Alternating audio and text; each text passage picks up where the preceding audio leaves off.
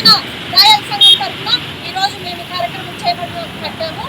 కాకపోతే ఒకటే, ఈ బడుగు బలహీన వర్గాలకి, ఎస్టీ ఎస్సీ బీసీ మైనార్టీ వర్గాలకి ఒక విన్సెంట్ ఫెరార్ గారు ఒక కూడు గుడ్డ అందించడంలో కాకుండా ప్రతి ఒక్కటి వైద్యం విద్య అన్ని రంగాల్లోనూ మనకి చేదోడుగా ఉంది.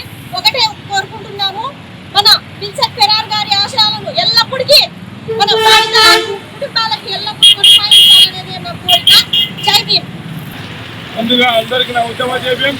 నా పేరు ఆర్ రామప్ప నాయక్. నేను ప్రజాబలం సంఘం వ్యవస్థాపక అధ్యక్షుడిగా పనిచేస్తా ఉన్నాను.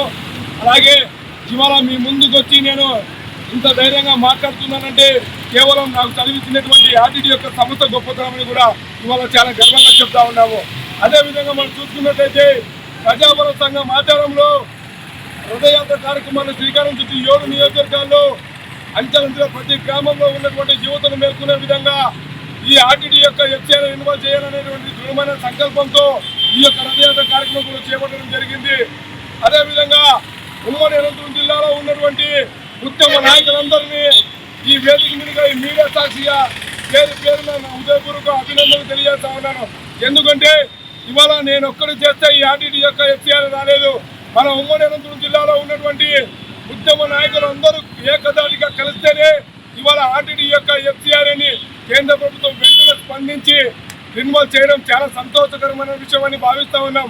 అదేవిధంగా ఉమ్మడి అనంతపురం జిల్లాలో ఉన్నటువంటి 2 తెలుగు రాష్ట్ర ప్రజలు కష్టపడుతున్నటువంటి ఈ ప్రజల కష్టాన్ని కూడా గుర్తించి ఏదైతే ఉమ్మడి అనంతపురం జిల్లాలో ఉద్యమాలు చేశామో మన ఉద్యమాలు సైతం ఈ కేంద్ర ప్రభుత్వం గుర్తించి ఇక మీదగా ఇలాంటి ఉద్యమాలు అవసరం లేదు, ఆర్టీడీ యొక్క ఎఫ్సీఆర్ను వెంటనే విడుదల చేస్తామని కూడా ఒక ప్రత్యేకమైనటువంటి రాతపూర్వకంగా జీవో విడుదల చేయడం చాలా సంతోషకరమైన విషయం. అదేవిధంగా ఈ ఆర్టీడీ యొక్క ఎఫ్సీఆర్ను విడుదల చేసిన సందర్భంలో విన్సెంట్ ఫెరార్ విగ్రహానికి పాలాభిషేకం చేసి ఇక్కడ ఉన్నటువంటి ప్రజా సంఘాల ఆధ్వర్యంలో 101 కొబ్బరికాయ టెంకాయలు కొట్టడం చాలా సంతోషకరంగా భావిస్తా ఉన్నాము.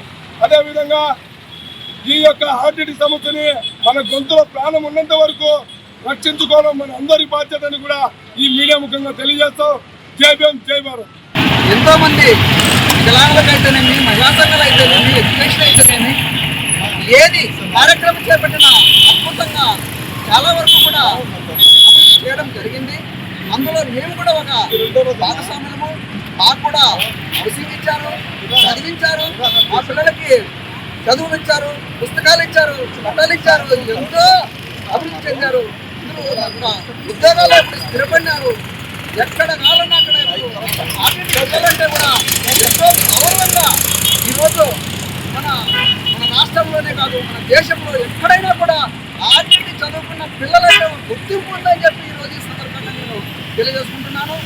అయితే ఈరోజు కేంద్ర రాష్ట్ర ప్రభుత్వాలు ఏదైతేనేమి ఆర్టీడీ కొనసాగించాలని చెప్పి ఒక ప్రత్యేకమైన ఉత్తర్వులు జారీ చేశారు. అందుకు నేను చాలా సంతోషంగా చేస్తున్నాను.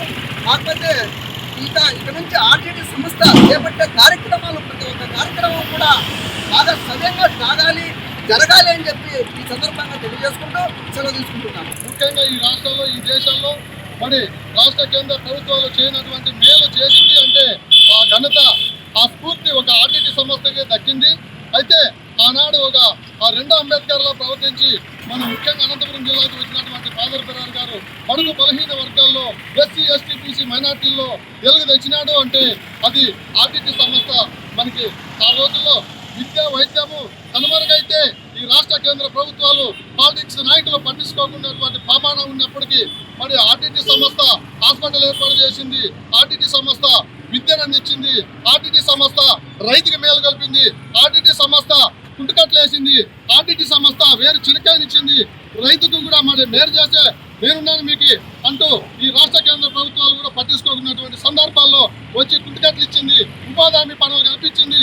మరి ఆ ఉపాధి హామీలు రకంగానే వర్షాలు కురిస్తే రైతు మేలు కొల్పింది. ఆ తర్వాత ఈరోజు మనమంతా చదువుకున్నాము అంటే మరి ఆర్టీడీ శిక్ష గర్వంగా చెప్పుకుంటున్నాను.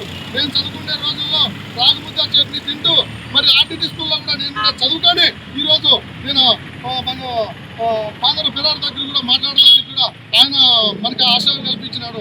అయితే ఈ సందర్భంగా ముఖ్యంగా అంటే మనకి ఈ ఆర్టీసీ సంస్థ ఇంకా 10 ముందుకు సాగితే మనకి బాగా మేల్కొల్పేట్లు ఉంటుందని ఈ సందర్భంగా తెలియజేసుకుంటూ ఈరోజు ఎఫ్సీఆర్ఏ ఆర్టీటీ రినివల్ చేయడం ఎఫ్సీఆర్ఏ రినివల్ చేయడం ద్వారా మన అనంతపూర్లో ఉన్నటువంటి దాదాపు ఒక 15 కుల సంఘాలు ఎస్సీ ఎస్టీ కుల సంఘాలు ఇక్కడ ఫాదర్ విగ్రహం దగ్గర 101 టెంకాయని వాళ్ళ ఆనందంతో కొట్టడం జరిగింది.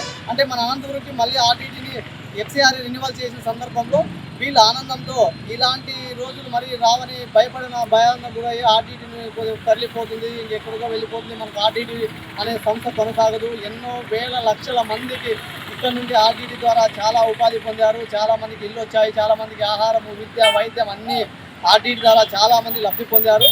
అలా అయితే మహిళలకు చాలా గర్భిణీ స్త్రీలకు ఇలాంటి ఆపరేషన్ కావచ్చు ఆర్టీటీ నుండి కొన్ని వేల వందల మందికి చెప్పని విధంగా చాలా హెల్పింగ్ జరిగింది.